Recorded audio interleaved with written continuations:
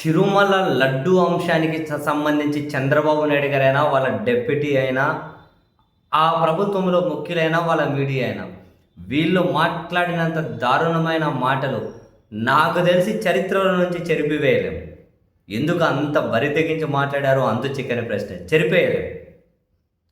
అయితే ఒక పతాక స్థాయిలో మాట్లాడారు. తర్వాత దాన్ని పక్కన పెట్టేసి కల్తీ అన్నారు.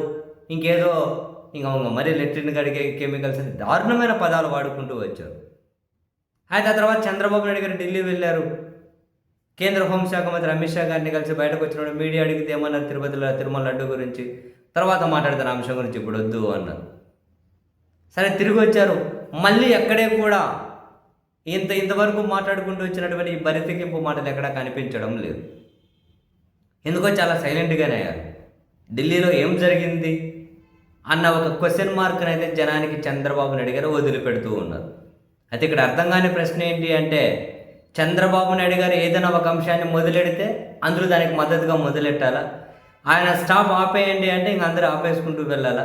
ఒక సెన్సిటివ్ అంశాన్ని కూడా ఇంత తీవ్రమైనటువంటి పదజాలంతో వాళ్ళు మాట్లాడడం కరెక్టా? అటువంటి దగ్గర ఎక్కడ ప్రాయశ్చిత్తం లేదా?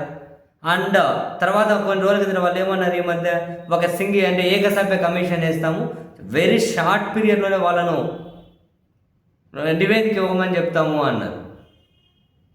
మరి ఇంకా ఏకసభ్య కమిషన్ కూడా వేసినట్లేదు. సుప్రీంకోర్టు మానిటరింగ్లో ఉంది. మేము న్యాయ సలహా కూడా తీసుకున్నాము అని కూడా అన్నారు. చాలా షార్ట్ పీరియడ్లోనే నివేదిక ఇవ్వమంటాము అన్నారు. మరి అది ఏమైందో తెలియట్లే. చంద్రబాబు గారు ఢిల్లీ వెళ్ళొచ్చిన తర్వాత సైలెంట్ ఉన్నట్టున్నారు. బహుశా అదేదో ఒక ప్రాజెక్ట్ వర్క్ అప్పగించినట్లు అటు జనసేన పార్టీ వాళ్ళు ఇంకేదో రెచ్చిపోతూ ఉన్నారు. వీళ్ళు వాళ్ళకేదో ప్రాజెక్ట్ వర్క్ అప్పగించినట్లు. కానీ అసలైన తెలుగుదేశం పార్టీ సైలెంట్ ఉండిపోతుంది. మరి ఢిల్లీలో ఏం జరిగింది?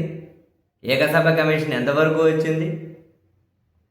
అండ్ మొత్తం అటు తిరిగి ఇటు తిరిగి చంద్రబాబు నాయుడు గారు చుట్టే అవి తిరుగుతూ ఉన్నాయి. ఎక్కడా సమాధానం చెప్పుకోలేకుండా ఉన్నారు. అందుకని పూర్తిగా మౌన ముద్ర దాల్చేశారు.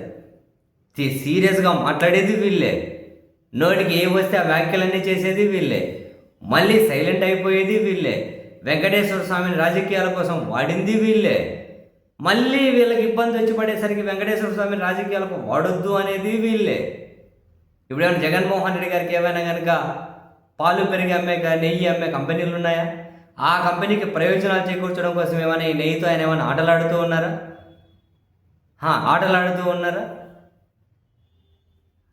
ఇదంతా కూడా ఏదైనా కనుక పాలు పెరుగు నెయ్యి కంపెనీ అమ్మేటివి ఉన్నాయి, సో వాళ్ళకి ఏదైనా ఆర్థిక ప్రయోజనాలు కల్పించడం కోసం గేమ్ ఆడుతున్నారు అనుకునే కూడా లేదు కదా జగన్మోహన్ రెడ్డి గారి వైపు నుంచి.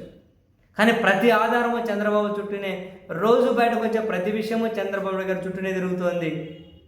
మొత్తానికి ఢిల్లీ వెళ్ళొచ్చిన దగ్గర నుంచి ఈ విషయం మీద సైలెంట్ ఉండిపోయారు. మరి ఎక్కడ ఆ దూకుడు కనిపించట్లే.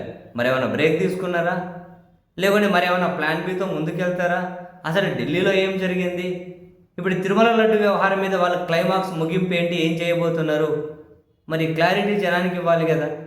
మేము మాట్లాడేసాం, ఇప్పుడు అందరూ సైలెంట్ ఉండండి, ఇంకేం మాట్లాడకండి అంటే ఎట్లా కుదురుతుంది? వాళ్ళు ఏదో క్లారిటీ ఇవ్వాలి కదా. ఫైనల్గా ఏం చేస్తున్నారు, ఏం చేయబోతున్నారు, దీని మీద మీ అభిప్రాయం ఏంటి, మీరు మాట్లాడిన మాటల మీద మీ అభిప్రాయం ఏంటి, ఆ మాటలు కట్టుబడి ఉన్నారా?